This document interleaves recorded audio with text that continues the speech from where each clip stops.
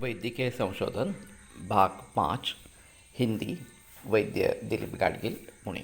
तो मैं बात कर रहा था कि जो लोगों के मन में गलत सहमियाँ है, ऐसे एलोपैथी डॉक्टर समझते हैं कि दवा कब लेनी है, किसके साथ लेनी है, इसका कुछ मायना रखता है, इसको महत्व होता है। तो उनके हिसाब में ये गलत सहमी है। ऐसा कुछ नहीं होता। जो भी एक्शन होती है वो द्रव्य की एक्शन इस प्रकार की होती है, औषध की एक्शन होती है। कैसे भी कभी भी लिया जाए तो भी वो परिणाम करेगा ही। इसका नतीजा ये रहा कि जैसे हम जिस उद्देश्य से किसी दवा का प्रयोग करते हैं वो काम वो द्रव्य करता ही है, ये औषध करता ही है, लेकिन उसके साथ जो हम नहीं चाहते वो भी कार्य कर देता है। और इसीलिए एलोपैथी में साइड इफ़ेक्ट्स होते रहते हैं। हर मेडिसिन के साइड इफ़ेक्ट्स है। ये रिजल्ट्स हम नहीं चाहते, ये परिणाम हम नहीं चाहते हैं, फिर भी वो होते ही रहते हैं, क्योंकि उसको रोकना कैसे, इसके बारे में आयुर्वेद एलोपैथी में कुछ बहस इस प्रकार की नहीं है।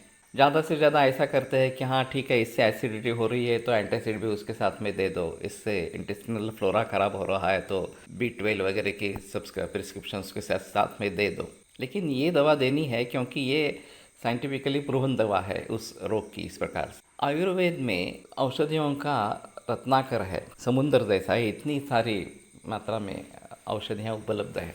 तो हम चुन सकते हैं कि कौन सी औषधि प्रयोग में लानी है और फिर किस उद्देश्य से हम उसको प्रयोग में ला रहे हैं। तो उस उद्देश्य को ध्यान में रखते हुए हम विभिन्न अनुपान, विभिन्न काल कर सकते हैं। एक मुलेठी या ज्येष्ठमध ये एक अच्छी दवा है।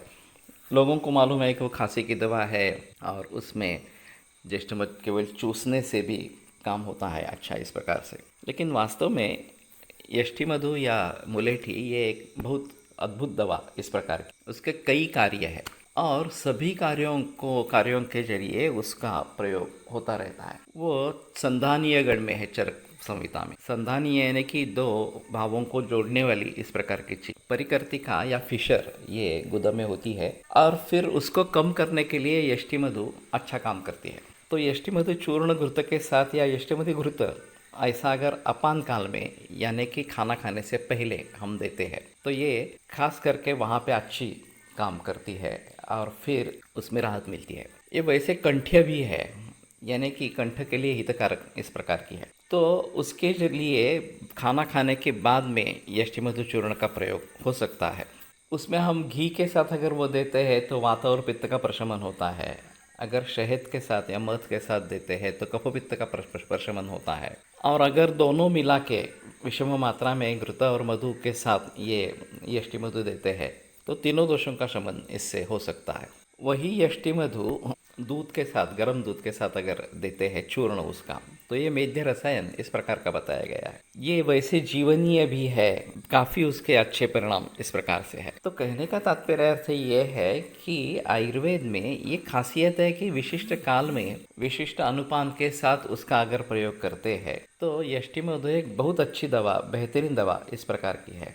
ये अगर एक द्रव्य के बारे में हुआ, एक औषध के बारे में हुआ, तो यही सिलसिला सभी औषधियों के बारे में भी होता है।